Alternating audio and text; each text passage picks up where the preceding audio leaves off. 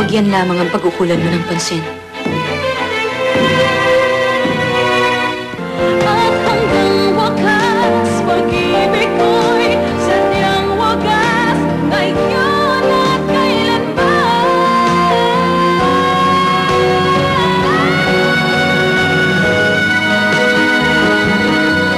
Siya ang pinakatanyag sa lahat. Ngunit may pinakamasamang ugali. Napakaraming kalalakihan na naghahangat na makasama siya. Bakit? Sino ba siya? Ano? Si Byung-wol ay kasabi ng Songdo. Hindi mo ba siya kilala? Ayon sa natanggap kong balita, ikaw daw ang pinakatanyag na kising sa book na ito. Kung ganun, maaari ba kitang makasama sa buong magdamag, ha? Ang lalaking kakatagpuin ko ngayon ay handang magkaloob ng 2 bahay. Subalit, kung may iaalok ka sa akin na higit na mas mataas ang bayad kesa doon, handa akong ipagpaliban ng lakad ko.